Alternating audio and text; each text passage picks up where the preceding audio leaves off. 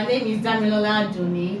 Welcome to today's episode of Teachers in Nigeria. We'll be inviting our teachers to talk to us today. We'll be sharing their experiences and struggles on Teachers in Nigeria platform. Sit back and enjoy.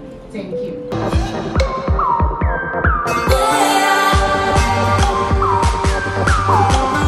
Good day, everyone. My name is Damilola. I'm the founder of Teachers in Nigeria. Here we are today with some of our teachers on the platform. So as you can see with me, I have a teacher here, and he will be saying a lot of things. He will be sharing experiences doing his course of his teaching career. So can you introduce yourself to us, sir? Thank you very much. My name is Taufik Ajibade, and like you have said, I'm a teacher. Okay. I am a professional teacher. So if I want to say it appropriately, I have a degree in economics education. I have a master's degree in education and evaluation, and for more than a decade now, I have been a teacher, teaching economics at secondary school level. Okay, all right, that's good to hear. So what is the history behind choosing teaching as a profession? Well, like you will hear from any professional teacher, teaching is a calling. And when I say calling, it comes from passion. And the passion is to impart knowledge in the younger and the young minds, the younger generation. Why do we want to impart knowledge? We understand the transformative power of education, and we want to make good use of that. And that is why some of us, people like me, go into teaching. So it comes as a natural thing, not an accidental profession. Okay. So you said you teach economics. Yes. All right. So how has it been teaching economics for the past 1 decade? Wow. Thank you. It has been a very rewarding experience. Okay. At the same time, it has been challenging. Rewarding in the sense that you do things and you see the results that make you happy. Challenging, on the other hand, that you meet struggling students and you think of different ways to make them come up to the level of those at the higher level in class. Normally, when you have a class of students, you will have them in different grades. Some are doing very well, some are doing well, some are average, some of them are below average.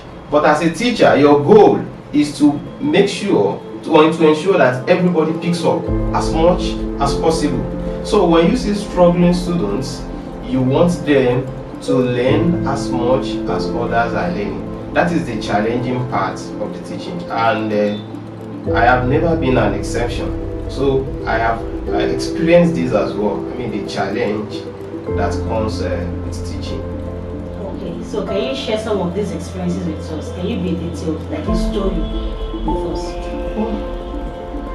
Well, like I said earlier, it has been many years, and I will just give general examples. I don't want to be so direct, like maybe I'm mentioning names. No, you don't have to mention names, just a personal experience yes. that you can't forget. Yes, the most memorable experience has been that those who were not offering the subjects before I joined the system, they decided to offer the subjects when I joined the system. I mean, I taught in a school where certain students already elected not to offer economics. When I joined them, started teaching, normally when a new teacher comes around, students want to come and see what they are doing, how they are doing things. And some of them went back to meet the principal and said they wanted to offer economics. At the point, the principal said, no, you don't offer economics. You already told us these are the subjects you'll be offering, and we have registered you for that. They actually fought their way to ensure they registered for that subject. I think that was a really memorable experience. And they came in for the subjects, and they did very impressively when they finally wrote their exams. Okay, so what do you think motivated them? Is it the way you were teaching, or Certainly. what happened? Certainly. It was like I said, before I was there, they were not offering the subject, and they didn't like it. Yes, as they themselves confessed. But when they came around, when I joined them and they were hanging on the window to see how the new teacher is doing, over time, those who have been attending the class and these people who have been trying to peep and see what the teacher has been doing, they developed more interest in the subject, and so they went ahead, met the head of the school and told him we want to register for this subject. So it was the way, like you, if I want to answer it directly as you had asked, it was the way I took the subjects that impressed them, motivated them to register for this subject, and they did well as well, meaning that even though they were lacking in certain areas, the years they had left the subject did not significantly impact their score when they wrote their final examinations. Okay, that's impressive. Thank you. So how has this experience affected you? Either positively or negatively over the years? Well, it has been a motivation. Okay. Because your joy is to see the products, and you see, like anyone who produces anything, you want to see that the product is selling in the market. The same thing goes for a teacher. You want to teach and see that everyone understands what you teach. At least if it's not everyone, it should be the greatest number of students. Like you have 99% of students picking up. That is a motivation. And you don't have a student saying, oh, I'm no longer interested in this subject. Yeah, it may be some reasons, some factors may be responsible, but some other time as a teacher you look inward. Maybe it is the way you have been handling the subject that is now pushing these people away. But over the years there has never been such an experience. Rather, more people want to come in, and that gives you a challenge to do even better. So you want to make it as dynamic as possible, so that everyone that comes, you are able to attend to their needs. That is it. Alright, that's good. The last but not the least question. What is the best advice you would give anyone coming into teaching profession? We have this kind of mentality that teaching is not really a good profession to be because there's no money. You really have to struggle as a teacher in Nigeria. So for that, for that impression of people that are not in the system, what would you tell them, the advice you would give them? Well, if your goal is to make money, then the school is not your place. Anyone wants to make money, you have to establish a business.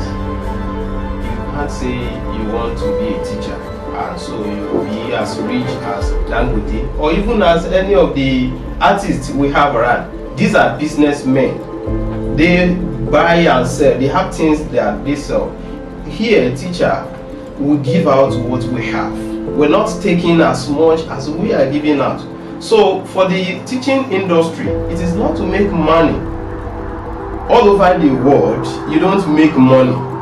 Schools over the world, they collect donations, charity, to ensure people go to school. If they were behind making money, they will not be collecting. Dangote business, is it collecting any charity from anyone? No. But schools all over the world, they collect donations. It is telling us that this is not an industry to make money, and it is the low pay is not peculiar to Nigeria. It is all over the place. Hardly will you find 3 or 4 countries in the world where teachers earn so much. There are some other factors that are responsible for it. Let me say, for instance, now even in the UK, where people would love to run to, the salary of a teacher relative to the salary of an engineer or a medical doctor is nothing to write home about. You can check it. Recently, the UK government gave out, what do I call this? VM, a teaching visa or whatever. Anyone in the science, you can come around and teach. When I saw the pay that a teacher will earn when they go to UK, and they pay another person with the same qualification but in different field, in an engineering, for instance, we are a computer and a scientist, the pay they earn is more than 5 times. So what is it? So the only difference that will make me go to UK now is when I compare the exchange rates. Oh, when I earn £1 or £1,000, this is how much it is in Nigeria. But if you actually live in UK, you will still spend that £1,000 in the UK, not here in Nigeria. So anyone who is coming with the goal of making money, then is coming to the wrong place. They should rather go and start a business.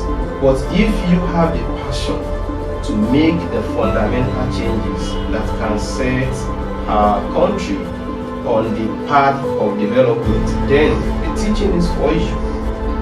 So other than that, nothing more. And that is why we have so many accidental teachers out there today. So if you are accidental teachers, you will definitely be considering the money. Otherwise, you will be happy that you are teaching people, students, and they are gaining every day. Those ones, they will see you tomorrow.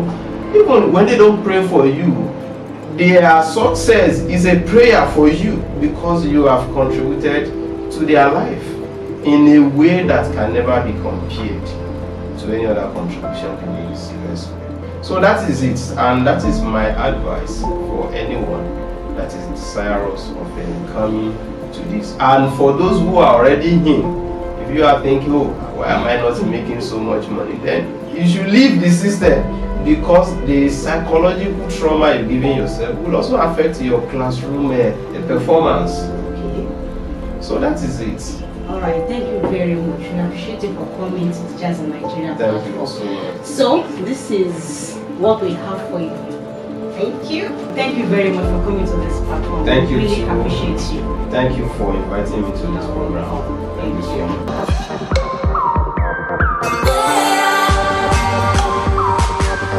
I hope you enjoyed today's episode of Teachers in Nigeria. By next episode, we'll be inviting another teacher on this platform to share their experiences and struggles as a teacher in Nigeria. Thanks for watching, and I can't wait to see you again next time. Thank you.